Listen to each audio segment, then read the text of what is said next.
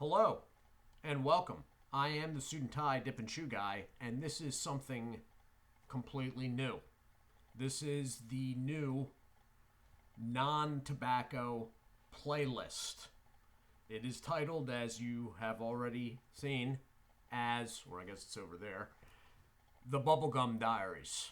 And if you are sitting there guessing to yourself, this is going to be about bubblegum, you are correct. Now, before anybody says something in comments, or if there's people sitting thinking to themselves negative thoughts, this is not an attempt on my part to step away or sidestep tobacco content. Smokeless tobacco products will still be the main focus of this channel.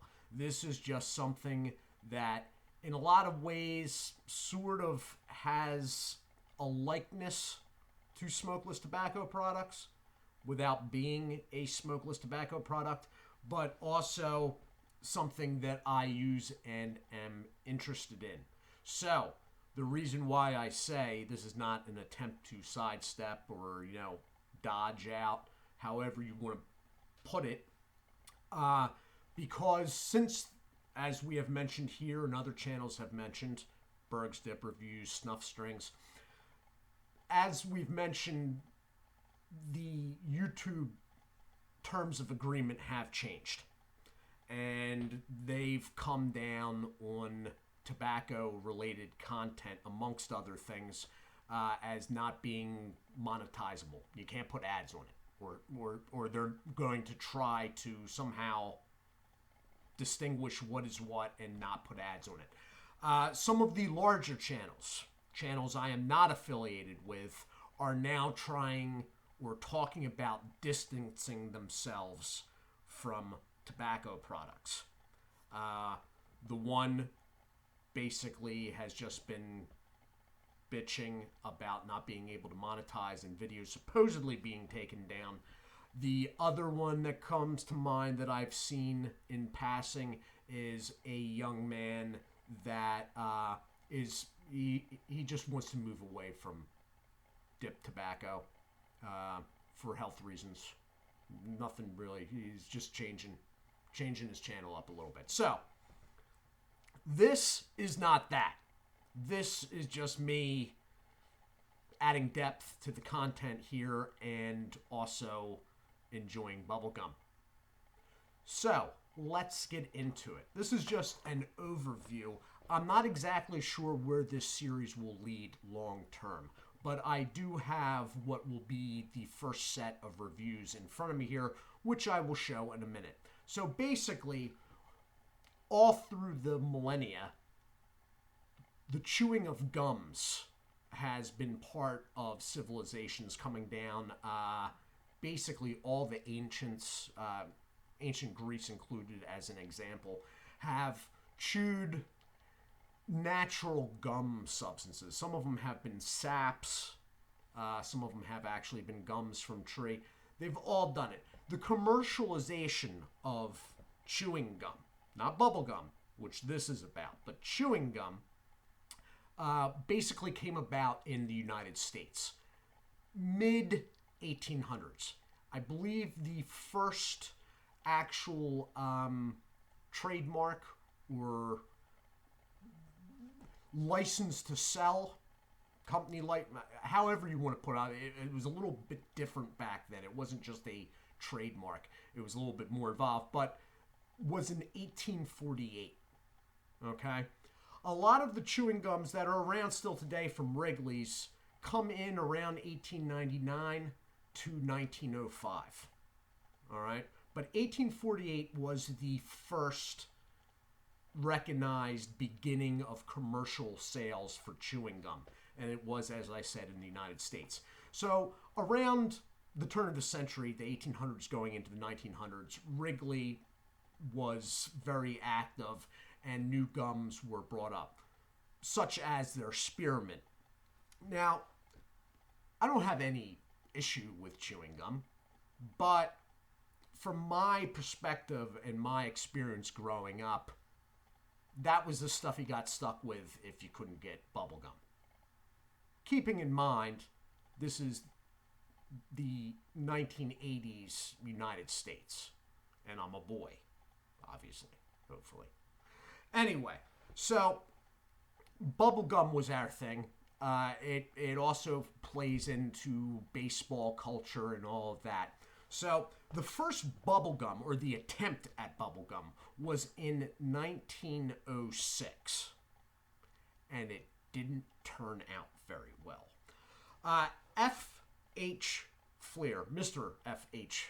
Fleer of the Fleer Chewing Gum Company of Philadelphia, Pennsylvania, attempted a new recipe for a bubble blowing, or bubble enabled, if you would, blowing gum. And it didn't quite work out. The name of that gum I have written down here, and I will have to, it's so goofy that I actually had to write it down. It was Blibbler Blubber. Blibbler Blubber. Yeah. Basically, from what I've been able to gather from reading accounts, is the gum was able to expand into a bubble. But when that bubble popped, it didn't retract. It didn't snap back. Instead, it sort of went off like a fragmentation grenade, and pieces of it went everywhere, and the pieces that blew back when you... A light solvent, no, they did not explain what they meant by solvent, needed to be used to remove it from your skin. Thus was the end of Blibbler Bubbler. Yeah, that stuff. So that was the owner of the Fleer Corporation. 22 years later, 1928, a person that shouldn't have been messing around in the factory anyway because he was an accountant decided to start goofing around with his own recipe. And the accountant came up with a success. And that success became known as Double Bubble. Now, since then, Double Bubble has changed hands because there is no more Fleer Company. They used to make baseball cards, bubble gum. They are no more. So actually now Double Bubble is owned by the people that make Tootsie Roll. That said, they have released the 1928 flavored product. And that is it. This will be the first review in the, I guess you would call this theater box. This will be coming up this next week. After 1928, there's another significant gap. Now, most people will say the next one is, and they are almost right. However, a year before Bazooka, which came out in 1947, a year before that, this came out. For those in the know, they will know what this is. Maybe you can't read it there because the wrappers are not exactly. Super Bubble came out. They beat Bazooka by 1 year. Super Bubble was actually a recipe from an older company that is now long defunct, and Super Bubble came out in 1946. So this will be the second review. Then going on to the third review will be Bazooka, which I have in the throwback packaging. Bazooka came out in 1947. And that is the end of what I consider to be the surviving first generation bubblegums. First generation. I count all told 3 generations. Really, there's not too much difference besides flavors between the second and third generation. But those 3 are the only surviving. There were many others, but I can't review them because they're no longer around. So those are the first 3. It will be the Double Bubble 1928, the Super Bubble 1946, and then Bazooka 1947. After 1947, there is another sizable gap. This time, 28 years by my counting. Okay? Yes, 28 years. I'm sitting here. That is when the first soft serve, if you would, bubblegum came out. It was 1975 when, at the time, it was the Lifesavers Corporation. They had bought a recipe off some homemaker, I believe that was from Iowa, but I could be wrong about that. I will know by the review. And that is when the first soft pieces, because the first generation, for guys that know, they're all a bit hard at varying levels, but they're all sort of hard to get going. The first soft piece gum was Bubble Yum, 1975.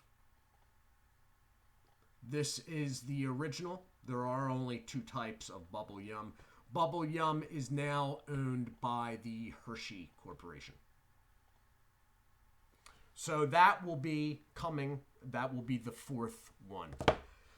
2 years go by, and due to Bubble Yum having crazy success, another company is like, we got to get in on this. We got to cash in. So in 1977, and this will be the fifth review, Bubblicious was released. More information on the company that released that during its review.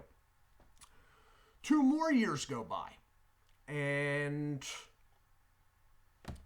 another company's like, this stuff is really, really selling. So in 1979, Hubba Bubba came out. Hubba Bubba today is owned by Wrigley's, actually. Now, this is not the regular original flavor. However, this is the only one I was able to source right now. It is an original flavor. It is the Max version, though. 1 year goes by. 1980.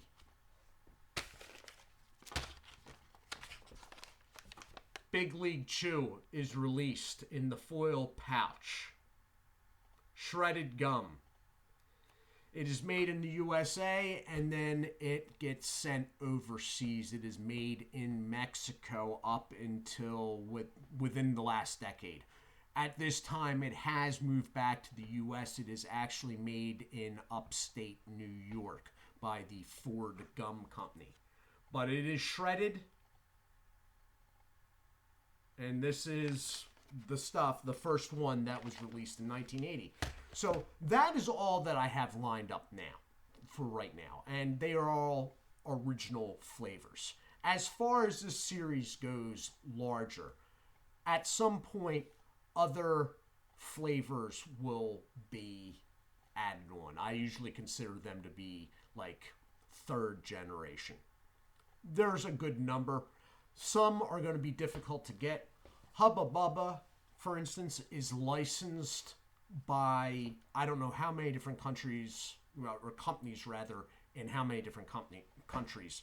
But like a big producer of Hubba Bubba products is in Australia. Not quite sure if I'll be able to get all of them. I also probably won't be doing their tape. The Hubba Bubba tape, if you know what I'm talking about. I may do one just to show why I'm not doing them. Because really, it's just chewing gum. It is. They just didn't cut it in 4-inch allotments. It's just a long piece that didn't get cut. Anyway, but these are what I'll be rolling with right now, and then I will add on. Some reviews will be repetitive in nature. Reason for that being, I do plan on doing stuff like Double Bubble in all its forms. For instance, number one, this is 1928 flavor. From experience, because I ordered more than one box of these when I ordered this, the 1928 flavor is very different. Okay?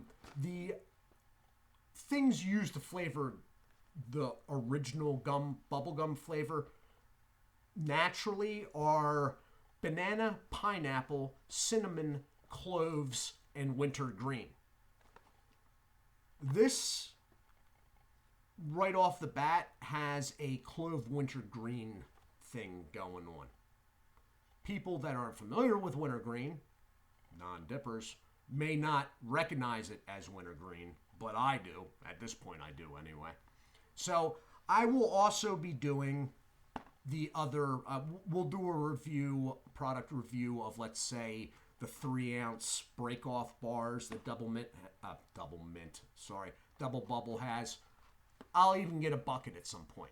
But if there will be reviews of the same product in different forms. That's basically what I am saying. And they will come. Now, I may do the first generation stuff in the next few weeks just to give this playlist a number of videos, but it will slow down after that in all likelihood. This is just to add depth. I am not trying to sidestep or step away from smokeless tobacco. This is not an attempt to monetize videos. None of that. This is just something I use anyway, and I found a place online where I could order in stuff, because bubblegum around here in my area is hard to find now. This is the only product that I just showed you that is sold in a store around me. It may have something to do with the extent people were chewing bubblegum, kids were chewing bubblegum in the 80s, but I'll tell you, from being then and now, sidewalks are a lot cleaner now than they were back then. And that has something to do with it. I have noticed a number of the brands on the wrappers of the individual pieces having like sign language about throwing in a trash can. Basically, I think the gum companies eventually realized there was more money and less headaches in marketing to adults. Basically. And that is why adults aren't really worried about whether you can blow a bubble with it. So chewing gum suffices. And if they like the original bubblegum flavor, if you've noticed now, all chewing gum brands, or almost all of them, have a bubblegum flavor. Mind you, they are not bubblegum. They're chewing gums with the original bubblegum flavor. So this is the new playlist series. Now there were some people that were really looking forward to seeing what this is. I hope you all are not disappointed by this. I just think it plays into the whole oral aspect. It also plays into, as I said, baseball culture, and it's something I'm interested in. I like looking up. I like finding little niche things that I like anyway, and looking into the history of them. That has always been a part of how I operate. Little niche topics, sort of ignored in general, that I like because I actually like chewing bubblegum. And then I look into all the, the history behind it. It's just the way I am. Anyway, I hope you guys dig this. I really do. If for some reason it proves unpopular, yeah, I'm doing it anyway. Sorry. Anyway, I do hope you all are well. I'm going to cut this now because this is going on quite a while. I do hope you all are well. Do take care of yourselves, and God bless.